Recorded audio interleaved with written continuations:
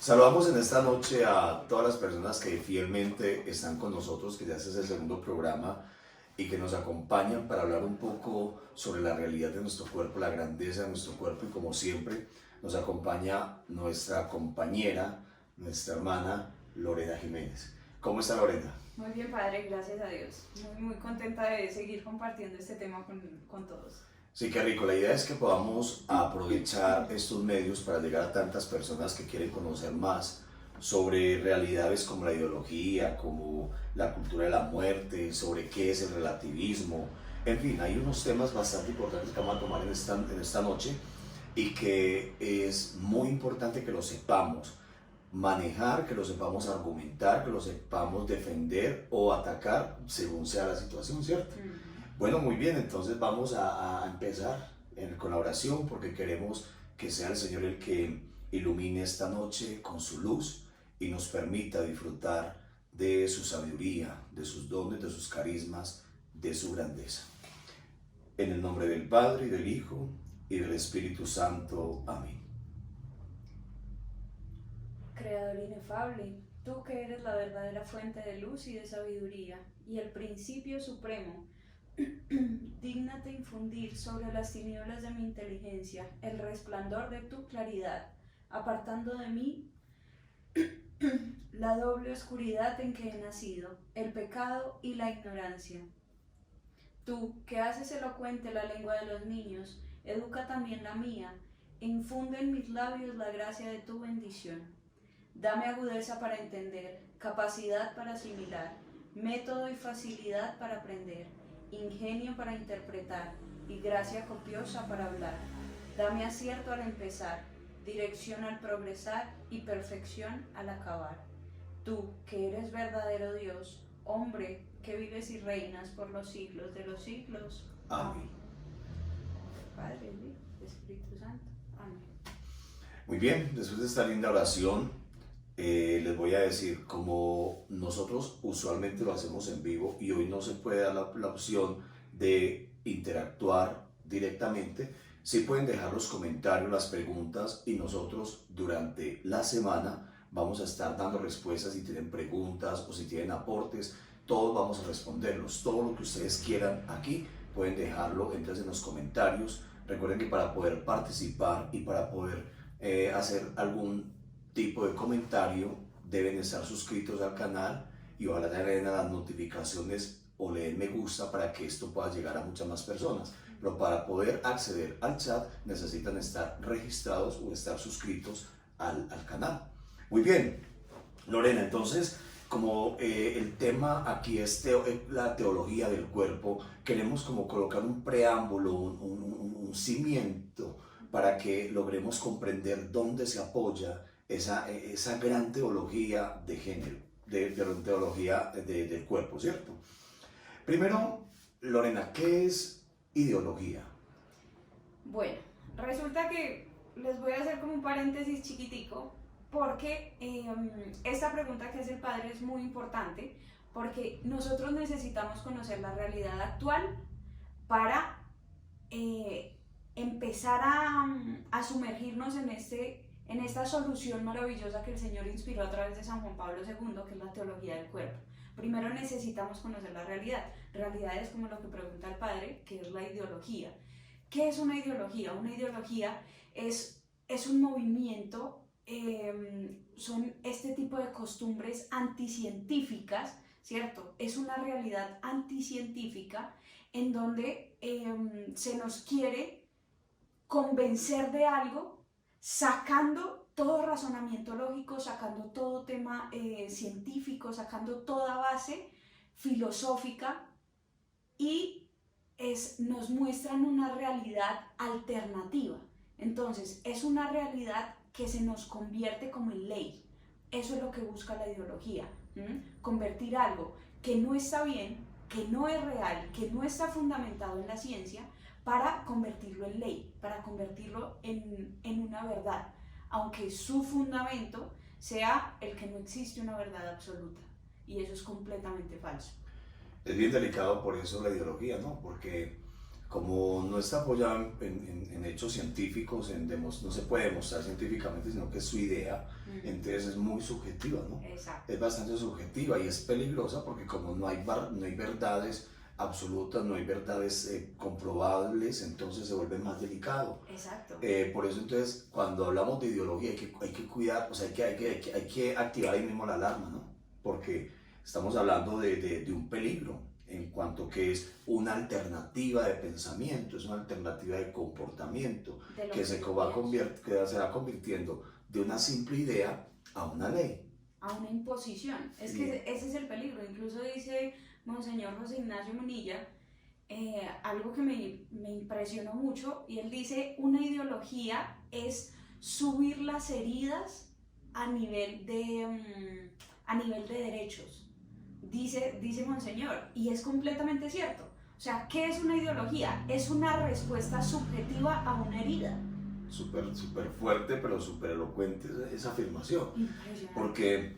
Porque ese es el problema, porque cuando usted habla desde la herida, usted está causando ya, o sea, está hiriendo para defender sus derechos, o está hiriendo con su manera de pensar, no importa el que hiera.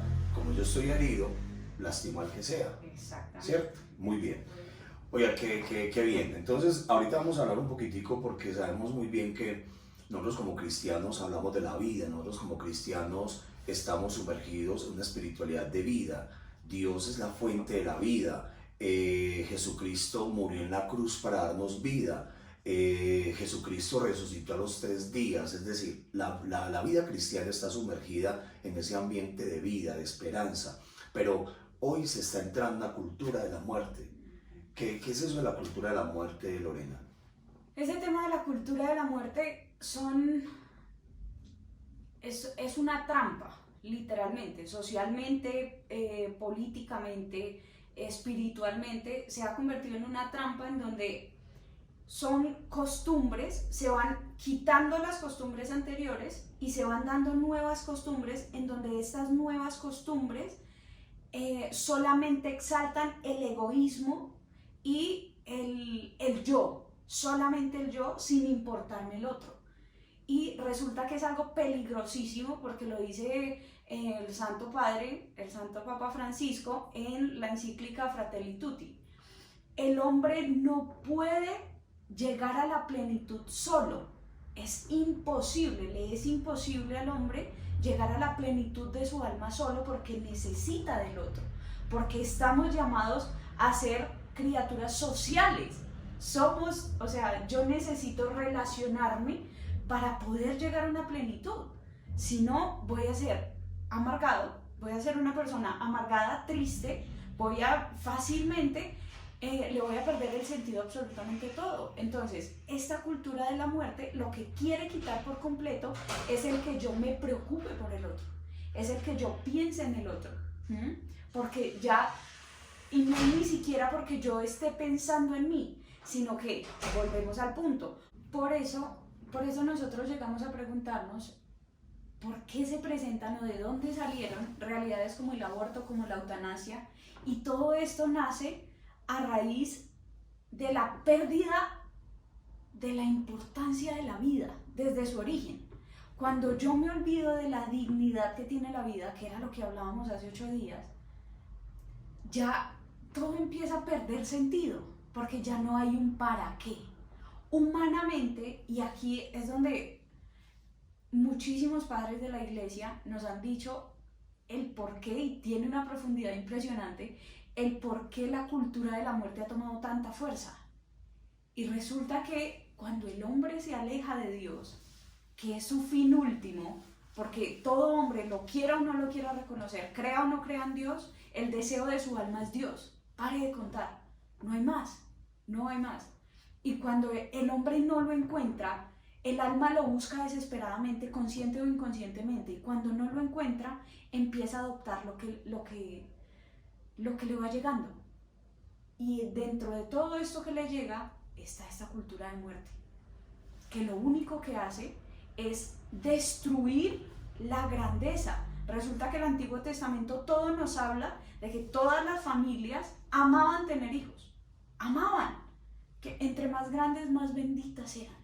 Y usted me corrige, padre, Pero en el Antiguo Testamento, incluso toda la Santa Palabra nos habla de la bendición de los hijos, de la familia.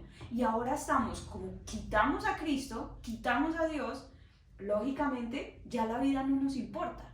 Entonces, ¿qué pasa? Ya solo soy yo, pero ni siquiera es un yo sano, sino que es un yo enfermo, es un yo que solo quiere destrucción y solo quiere centrarse en su dolor, ni que el otro se acerque, ni que el otro intervenga. ¿Por qué?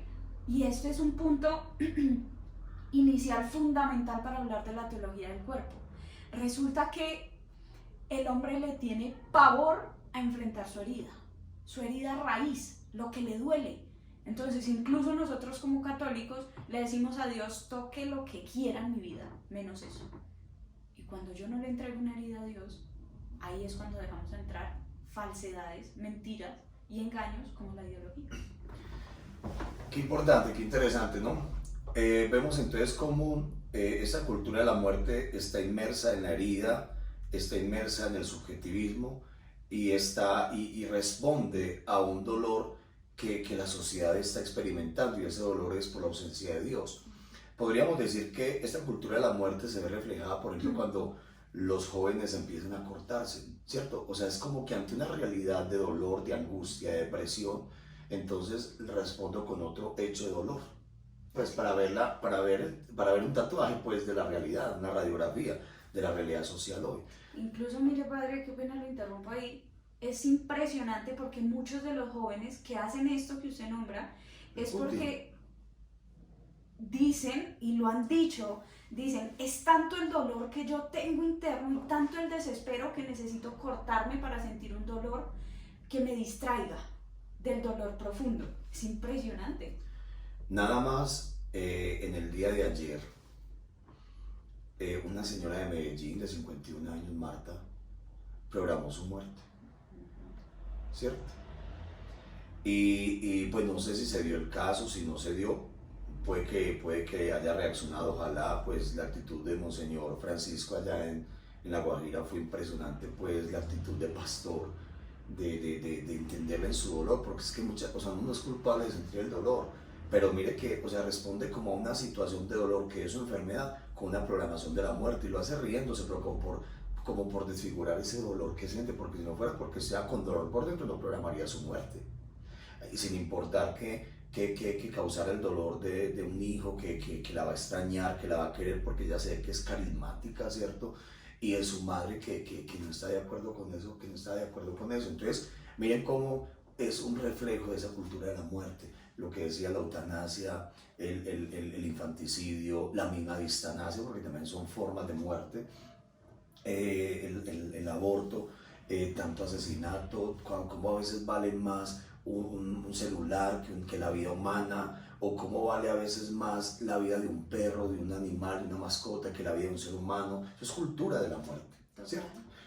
Bueno, pero como tenemos que seguir avanzando, seguramente esos temas los vamos a abordar a lo largo de teología del cuerpo. Pero entonces, también hace ratico usted en la primera respuesta sobre el tema de la ideología, hacía referencia al relativismo, que el relativismo es que no hay verdades absolutas, ¿cierto? ¿Qué nos dices acerca del relativismo? Eso lo hacemos porque es muy rico cuando es un laico el que está respondiendo, porque uno se siente identificado más con el mismo laico que con el mismo sacerdote, porque el sacerdote, que el sacerdote le toca, el sacerdote debe saber eso. No, qué rico que sea un laico el que esté hablando y el que esté argumentando y el que esté enseñándoles a toda la iglesia. Resulta, padre, que les voy a poner un ejemplo muy sencillo. Este mueble es de color café, ¿cierto? Vamos a suponer que aquí somos 50 personas, vamos a imaginar.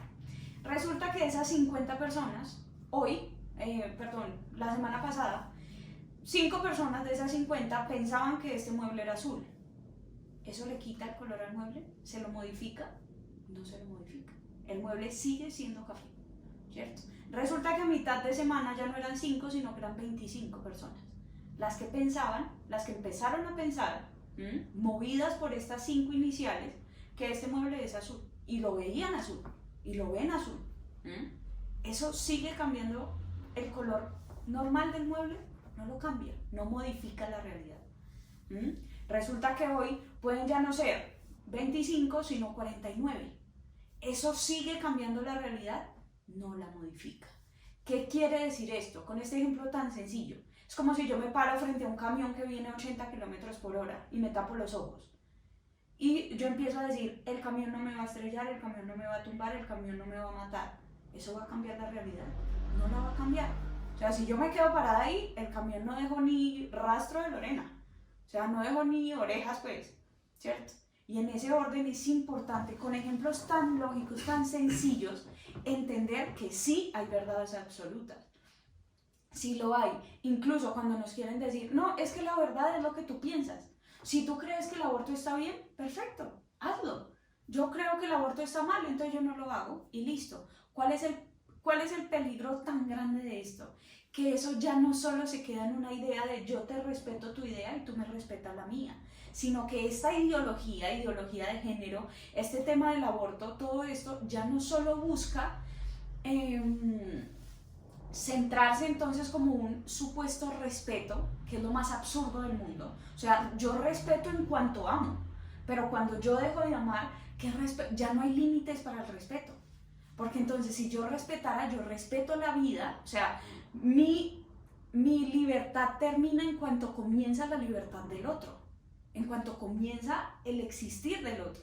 Y esto la ideología no lo contempla. La ideología rasa sobre lo que esa misma ideología piensa. O sea, la libertad no termina para ellos, pero termina para quienes piensan diferente. Por eso es tan delicada esta situación.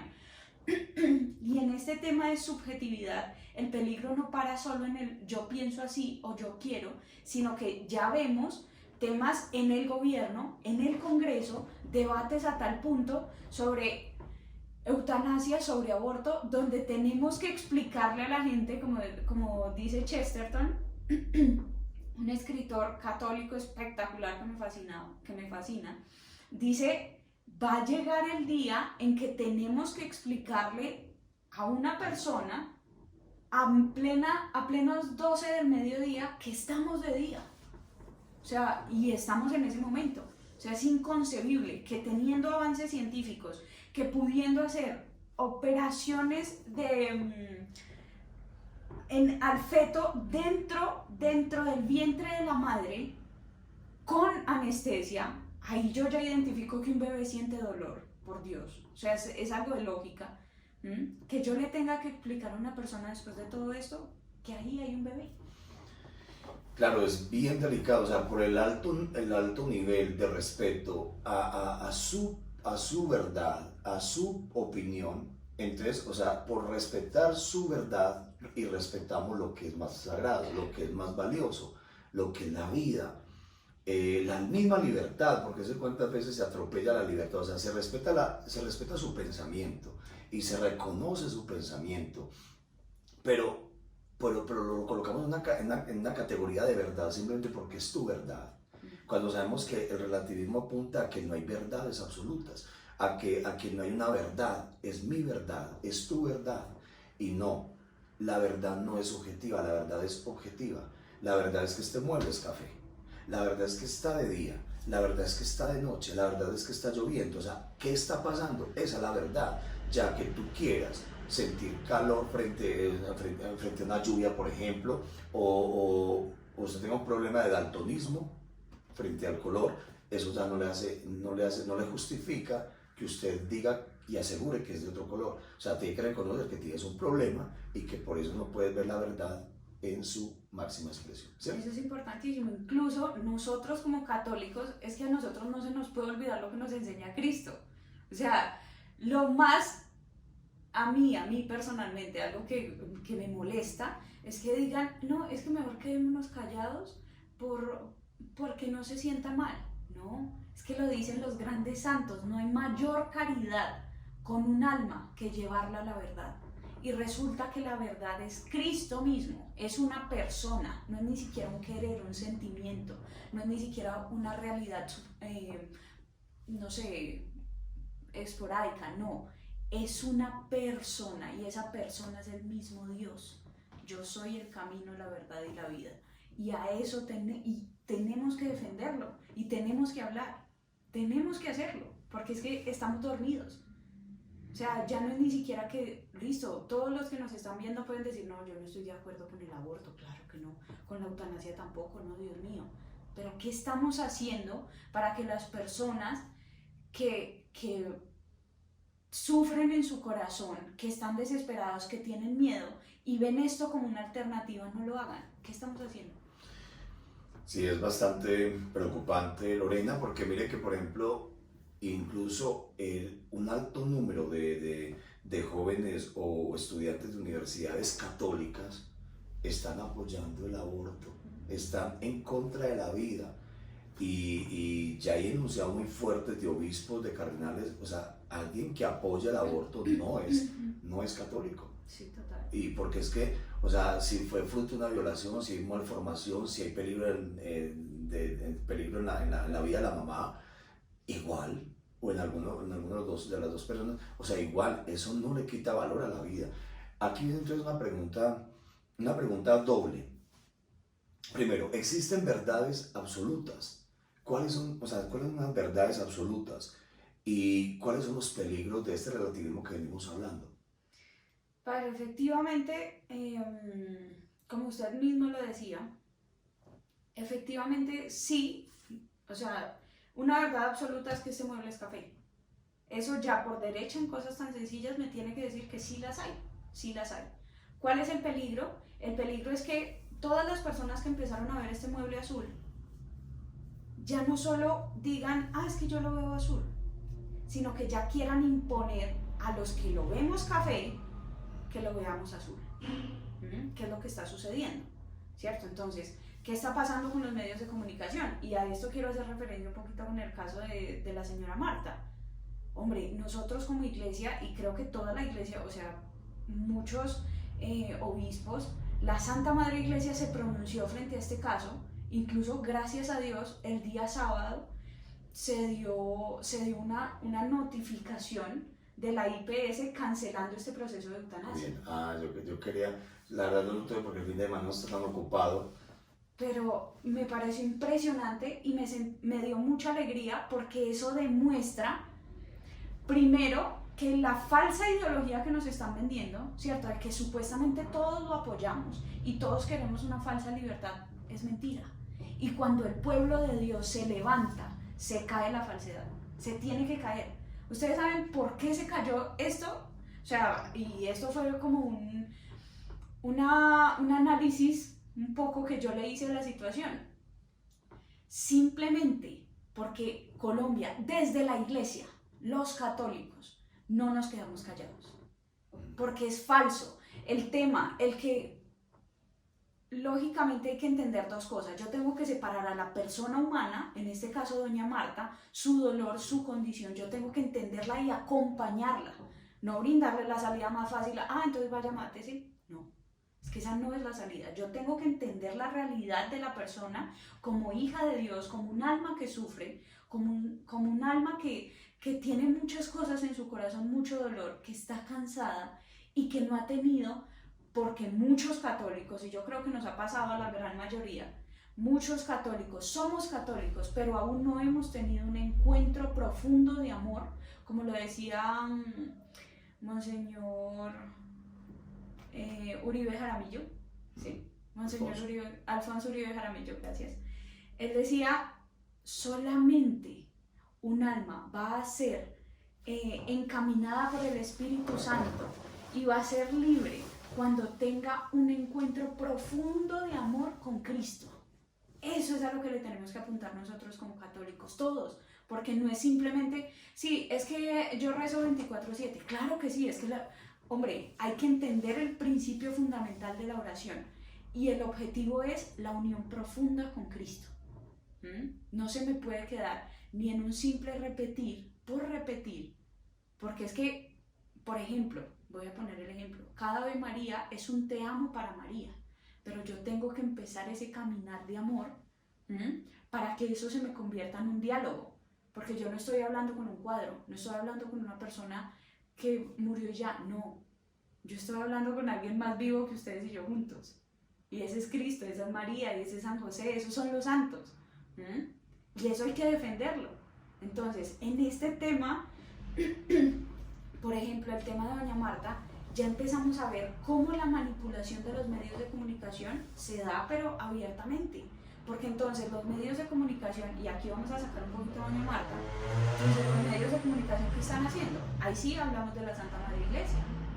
Ahí sí decimos y hacemos mucho énfasis en qué le dijeron allá, ¿cierto? Entonces, incluso en las imágenes, ustedes ven profundamente imágenes de iglesias, imágenes de la camándula. Yo veía, yo decía, o sea, todo esto es una manipulación tan absurda de una realidad tan triste de una persona que merece respeto, merece dignidad, merece que se valore su vida. Y no se está haciendo, se está tomando como un objeto para manipular la sociedad, para hacer ver que la muerte, que el suicidarse ya no es tan malo. Y eso es peligrosísimo, porque entonces mientras ustedes y yo lo rechazamos y decimos, no, doña Marta, pobrecita, hay personas, y muchas, porque lo escuché, que decían, es que si ella tiene fe, pues ¿por qué va a estar malo? Y cuando nosotros no entendemos el poder, o sea, el significado del sufrimiento vivido con Cristo, no entendimos a qué vino Cristo al mundo, no entendimos el misterio de la redención. Es impresionante. Sí, de verdad que sí, en los medios de comunicación a veces uno hoy se da cuenta que sacan unas noticias tan irrisorias y tan pendejas, ¿cierto? O sea, unas de farándula, o sea, última hora, o lo más visto, lo más, sí, lo que se llama las tendencias. ¿Y cuáles son las tendencias hoy? De lo que dijo una minoría, o sea, hay cosas tan que uno dice, no, estos medios de comunicación no merecen el nombre medios de comunicación. No, o sea, y a veces, pues no es que uno, o sea, uno respeta porque hay unos que puede que lo hagan bien, pero nosotros tenemos que tener mucho criterio, mucho discernimiento para saber a qué noticias captamos y cómo las captamos. Porque no todo, porque es noticia, porque está en internet, o porque está en las redes, o porque está, o tenemos que tener mucho discernimiento.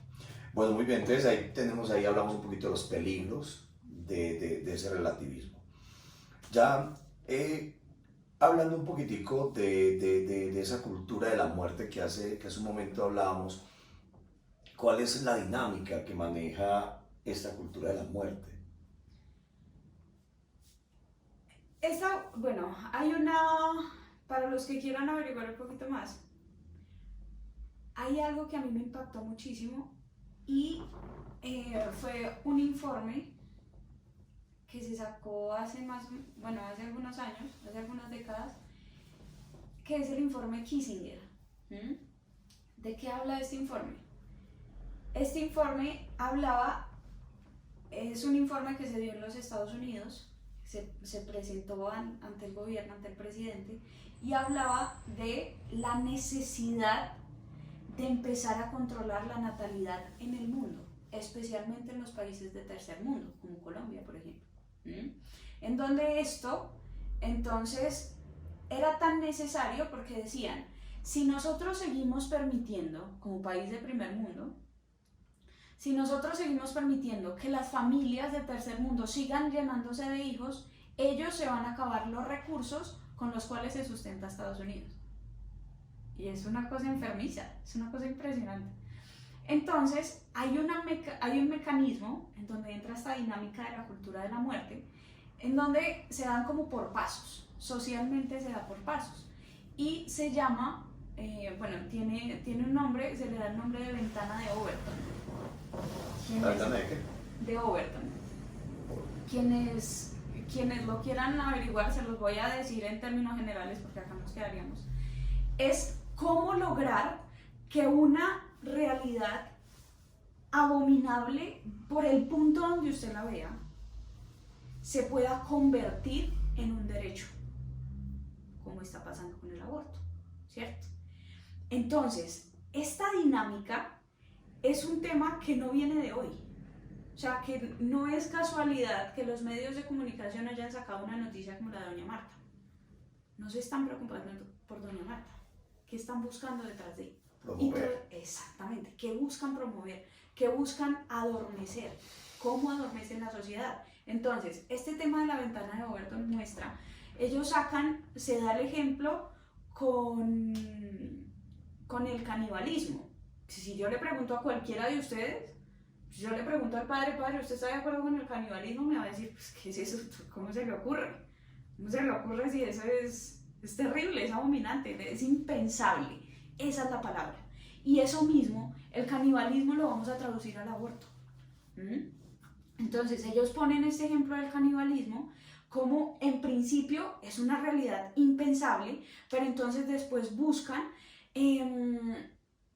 la manera a través de los medios de comunicación, a través de noticias, donde empiezan con casos extremos a sensibilizar, ¿cierto? A mostrar que no, pobrecitos, ellos han tenido una vida triste, por eso llegan a estas realidades. Es que ellos, y les pongo un ejemplo que no sé si alguno lo notó, cuando estuvieron en las elecciones de los Estados Unidos entre Donald Trump y Joe Biden, cómo los medios de comunicación manipulaban a tal punto en donde mostraban todo lo que ha hecho Joe Biden como una víctima, como es que él tuvo esta vida, él tuvo esta infancia, él tuvo esto, él tuvo lo otro y por eso hizo eso, pero ahora quiere pensar en no sé qué, mientras que a Donald Trump, que ha sido el único y que efectivamente tiene 1800 errores como los tengo yo, como los tiene el padre, como los tenemos todos, pero ha sido el único que se le ha puesto los pantalones a una organización como la Organización Mundial de la Salud, que promueve el aborto, que promueve la destrucción social y le dice, mi gobierno no le va a invertir plata a usted, no le va a dar plata. Eso es tener unos pantalones muy bien puestos en ese sentido. Entonces, pero miren cómo entonces a Donald Trump sí lo pusieron como la perversión pues absoluta y no lo podemos apoyar, sabiendo que el pueblo de Estados Unidos lo apoyaba. El pueblo de Estados Unidos lo apoyó inmensamente, pero bueno, eso es otro tema. Entonces pasamos de algo impensable a que sea algo tolerable, a empezar a tolerarlo. Después de pasar de que algo sea tolerable, ese relativismo, entonces, tú piensas que está bien, tranquilo, yo pienso que está mal, no importa. Ya se pasa de ahí a imponer un respeto. Entonces, ya yo no solo tengo que respetar lo que el otro piensa, sino que, exacto, tengo que tolerarlo y tengo que promoverlo. Entonces acá aparecen los cantantes de reggaetón, con ese tema, que esto también es otro tema, el tema de promiscuidad, de masonería, todo esto, que ya es otro ámbito, pero ahí es donde aparecen, ¿para qué? Para mover a las masas. ¿Por qué? Porque lógicamente, como las masas, los jóvenes, las personas, hay que decirlo tristemente, a nosotros nos da pereza leer, nos da pereza aprender, nos da pereza orar. Pues hombre, nos dejamos llevar de lo primero que nos cause ruido y nos lleve a algo muy chévere. Entonces ya pasamos de algo tolerable a algo respetable, para pasar de lo respetable a lo promovible, por decirlo de alguna manera. Y de lo promovible, es decir, lo que yo impulso, ya se me ha de convertir o se ha de finalizar en un derecho. En un patrón, ¿cierto? En un patrón. Vea, es increíble. Esta ventana es tan compleja que esto arrolla una cantidad de sistemas. Esto es un sistema económico, ideológico. Vamos a empezar como por profundizar y como por darle, o sea, por respaldar como lo que acaba de decir Lorena. Por ejemplo, ¿ustedes saben por qué tiene tanto poder la pornografía? La pornografía, o sea, el dinero que se mueve en la pornografía. Pues hablando de actores, de producción, de venta, ¿cierto? Entonces es una cosa impresionante, la pornografía. Eso es una escala. Entonces, por ejemplo, se promueve la pornografía. Esto va a llevar a que las personas, se promueve la pornografía visual y auditiva, porque también a través de la música se está promoviendo la pornografía. Eso está llevando a que el ser humano se sienta un objeto sexual, un objeto o una persona que termina siendo un títere de los grandes, ¿Para qué? Para que esto lleve a vivir un desorden, a creer que usted no puede. Mire como escuchamos por ahí o vemos por ahí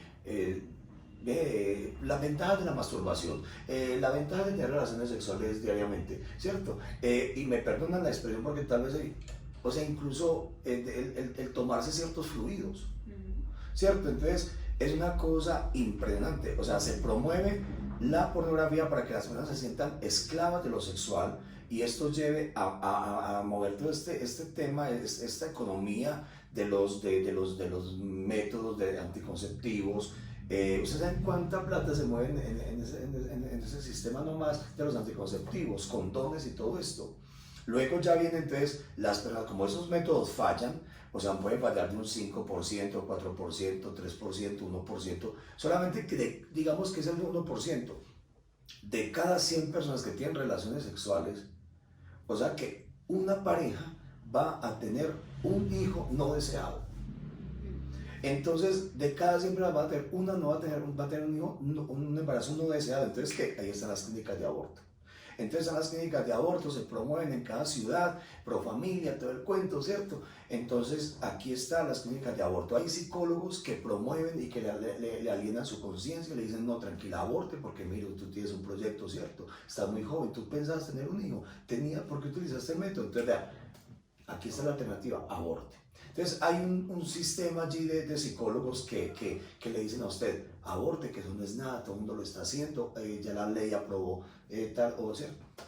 Pero luego está también otros psicólogos que ya, después de que esta persona queda toda enferma, toda triste, toda deprimida, o sea, tienen los cargos de conciencia, entonces vienen otros psicólogos a ayudarle como a sanar un poquito la conciencia.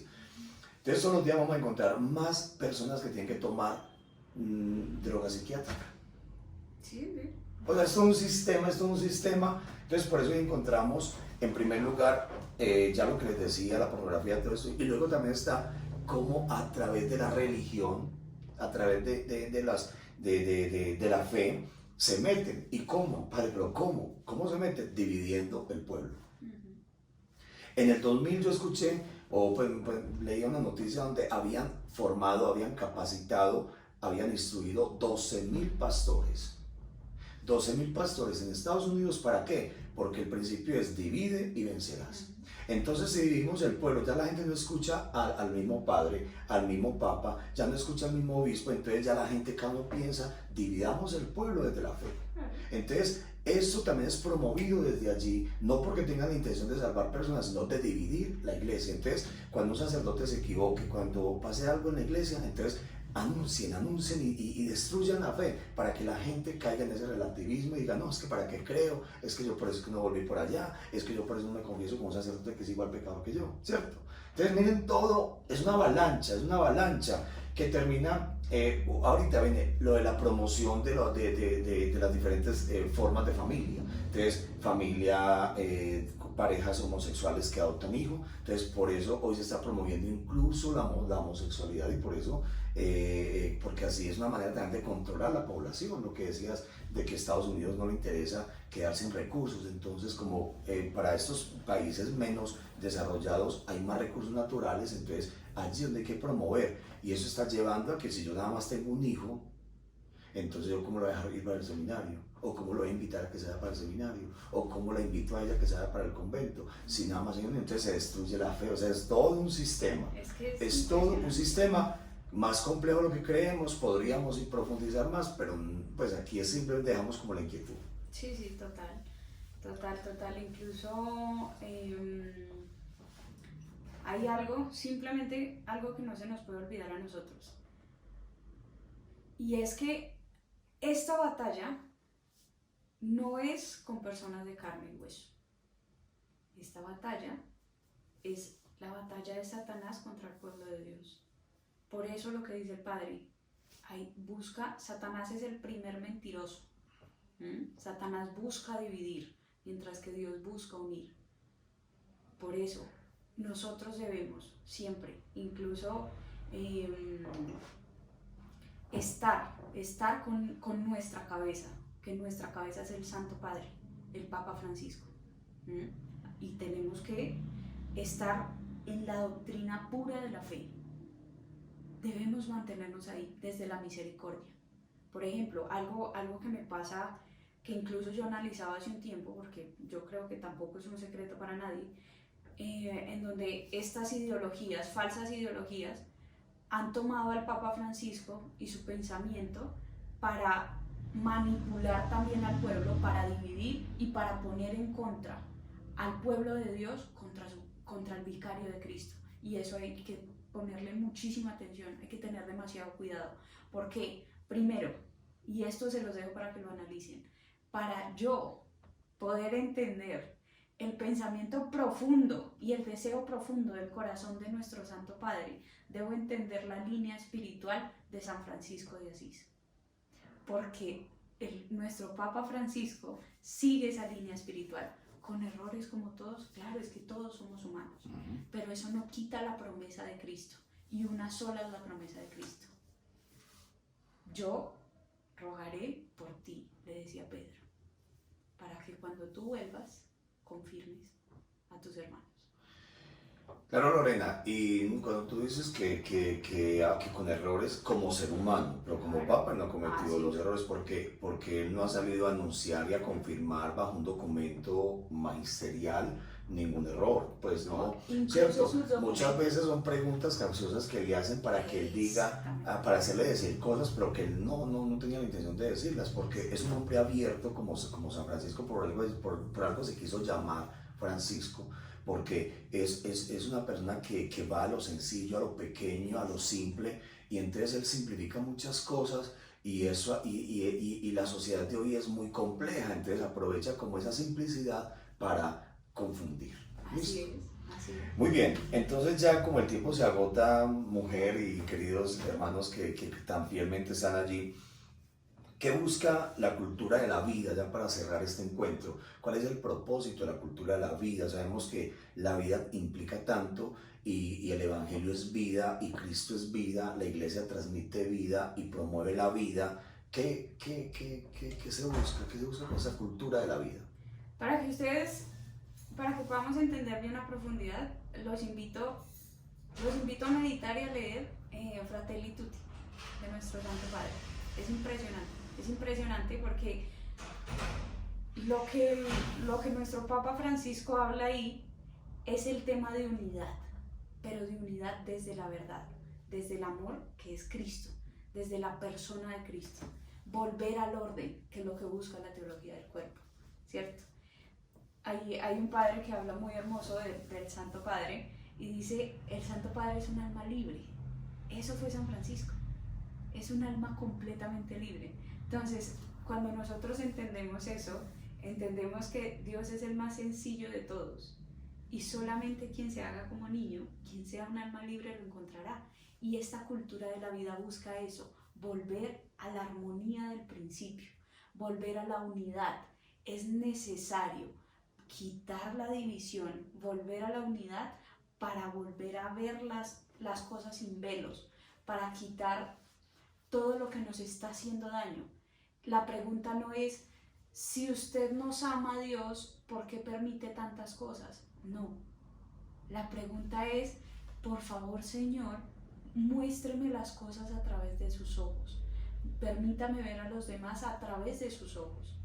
Y esta encíclica nos enseña muchísimo a encontrar nuevamente la unidad. Cultura de la vida son esas costumbres, tendencias que nos vuelven al orden, que nos vuelven a la armonía de ser plenos, de poder pensar en el otro, de amar al otro.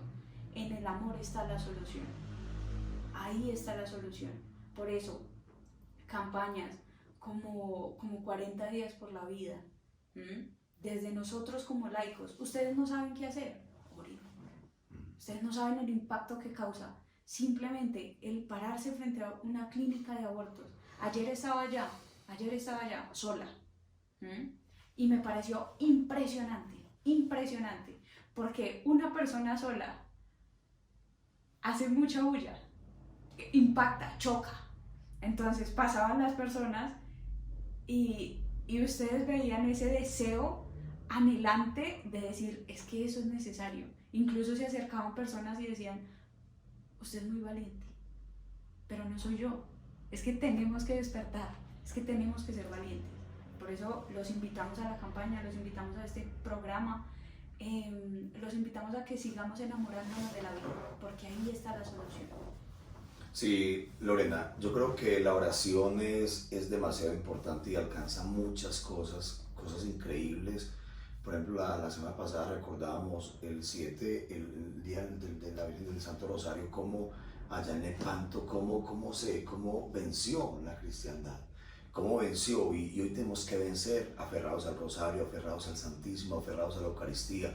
No podemos quedarnos quietos ante una cultura de la muerte, porque ¿cuál es el problema? Es que puede que yo esté como tranquilo y yo no esté entrando tanto en ese mundo, pero mis hijos están ahí, aunque usted no crea, sus hijos están ahí, porque en el colegio se habla de cultura de la muerte, porque en la universidad, porque en la calle, porque ¿quién va a defender la vida si hoy nosotros no oramos para que la gente caiga en cuenta? No es que Dios tenga piedad de nosotros y Dios nos mire y Dios no, el problema no está en Dios, el problema está en que nosotros nos abramos a Él, ¿cierto? Entonces, bueno, Lorena, yo creo que es el momento para agradecerle a todas las personas que han estado aquí, que han estado conectados, que Dios, que dentro de 8 días nos encontramos y que vamos a tener temas también muy importantes. Pero recuerden, al final del programa, pues dentro de unos 4 o 6 meses, vamos a preguntarle a la gente, vamos a ver quiénes son las personas más fieles, que preguntan, que aportan, que están ahí, porque vale la pena premiarlo, ¿no? Entonces, muchas gracias por estar ahí, que Dios los bendiga y sigamos orando. Hoy pues se habló del relativismo, se habló de la cultura de la muerte, se habló de verdades absolutas, se habló de los peligros, se habló de la dinámica de la cultura de la muerte y cuáles son las ventajas también de la cultura de la vida. Entonces, que Dios los bendiga muchísimo. Lorena, muy amable, ¿no? Que los bendiga en el nombre del Padre y del Hijo y del Espíritu Santo. Amén. Hasta la próxima.